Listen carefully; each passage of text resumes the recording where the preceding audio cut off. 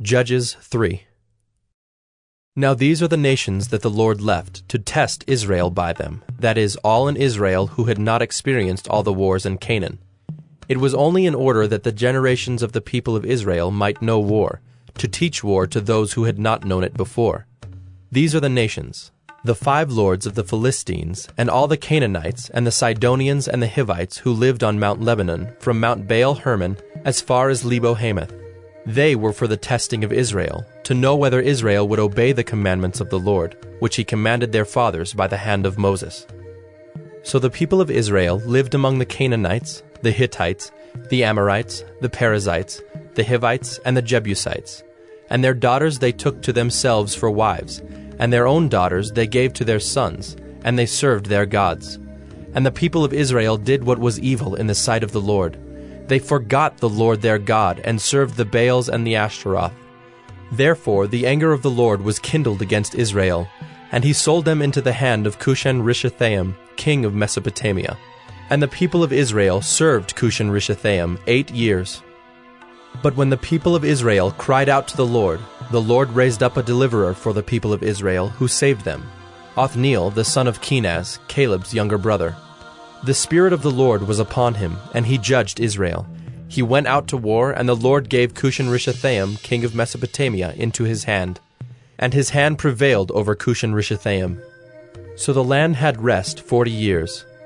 Then Othniel the son of Kenaz died, and the people of Israel again did what was evil in the sight of the Lord. And the Lord strengthened Eglon, the king of Moab, against Israel, because they had done what was evil in the sight of the Lord. He gathered to himself the Ammonites and the Amalekites, and went and defeated Israel, and they took possession of the city of palms. And the people of Israel served Eglon the king of Moab 18 years.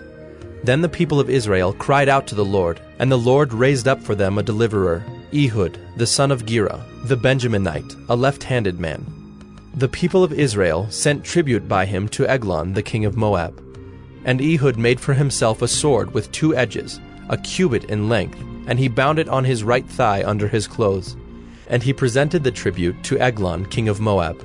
Now Eglon was a very fat man, and when Ehud had finished presenting the tribute, he sent away the people who carried the tribute.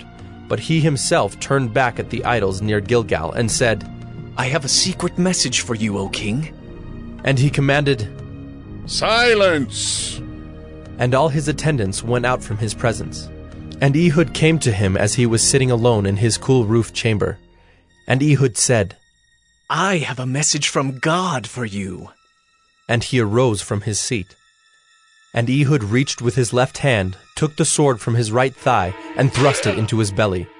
And the hilt also went in after the blade, and the fat closed over the blade, for he did not pull the sword out of his belly. And the dung came out. Then Ehud went out into the porch, and closed the doors of the roof chamber behind him, and locked them. When he had gone, the servants came, and when they saw that the doors of the roof chamber were locked, they thought, "Surely he is relieving himself in the closet of the cool chamber." And they waited till they were embarrassed. But when he still did not open the doors of the roof chamber, they took the key and opened them, and there lay their lord dead on the floor. Ehud escaped while they delayed, and he passed beyond the idols and escaped to Seirah.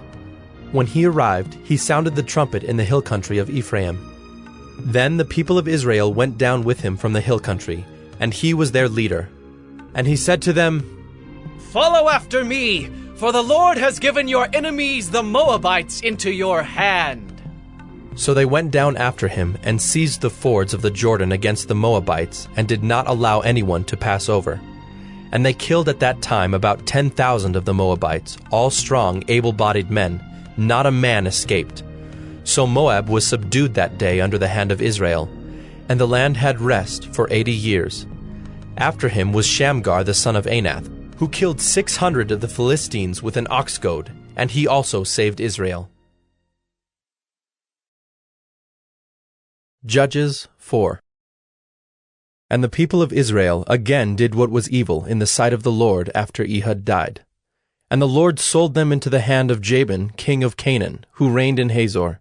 The commander of his army was Sisera, who lived in Harosheth Hagoyim. Then the people of Israel cried out to the Lord for help, for he had 900 chariots of iron, and he oppressed the people of Israel cruelly for 20 years. Now Deborah, a prophetess, the wife of Lapidoth, was judging Israel at that time. She used to sit under the palm of Deborah between Ramah and Bethel, in the hill country of Ephraim, and the people of Israel came up to her for judgment. She sent and summoned Barak, the son of Abinoam, from Kedesh Naphtali, and said to him, Has not the Lord, the God of Israel, commanded you? Go, gather your men at Mount Tabor, taking 10,000 from the people of Naphtali and the people of Zebulun. And I will draw out Sisera, the general of Jabin's army, to meet you by the river Kishon with his chariots and his troops, and I will give him into your hand. Barak said to her, If you will go with me, I will go. But if you will not go with me, I will not go. And she said, I will surely go with you. Nevertheless, the road on which you are going will not lead to your glory, for the Lord will sell Sisera into the hand of a woman. Then Deborah arose and went with Barak to Kedesh. And Barak called out Zebulun and Naphtali to Kedesh, and 10,000 men went up at his heels, and Deborah went up with him. Now Heber the Kenite had separated from the Kenites, the descendants of Hobab, the father-in-law of Moses, and had pitched his tent as far away as the oak in Zaanannim, which is near Kedesh. When Sisera was told that Barak the son of Abinoam had gone up to Mount Tabor, Sisera called out all his chariots, 900 chariots of iron, and all the men who were with him, from Harosheth Hagoyim to the river Kishon. And Deborah said to Barak, Up, for this is the day in which the Lord has given Sisera into your hand. Does not the Lord go out before you? So Barak went down from Mount Tabor with 10,000 men following him. And the Lord routed Sisera and all his chariots and all his army before Barak by the edge of the sword. And Sisera got down from his chariot and fled away on foot. And Barak pursued the chariots and the army to Harosheth Hagoyim, and all the army of Sisera fell by the edge of the sword. Not a man was left. But Sisera fled away on foot to the tent of Jael, the wife of Heber the Kenite, for there was peace between Jabin, the king of Hazor, and the house of Heber the Kenite. And Jael came out to meet Sisera, and said to him, Turn aside, my lord. Turn aside to me. Do not be afraid. So he turned aside to her into the tent, and she covered him with a rug. And he said to her, Please, give me a little water to drink, for I am thirsty. So she opened a skin of milk, and gave him a drink, and covered him. And he said to her, Stand at the opening of the tent, and if any man comes and asks you, Is anyone here? Say no. But Jael, the wife of Heber, took a tent peg and took a hammer in her hand. Then she went softly to him, and drove the peg into his temple until it went down into the ground while he was lying fast asleep from weariness. So he died. And behold, as Barak was pursuing Sisera, Jael went out to meet him, and said to him, Come, and I will show you the man whom you are seeking.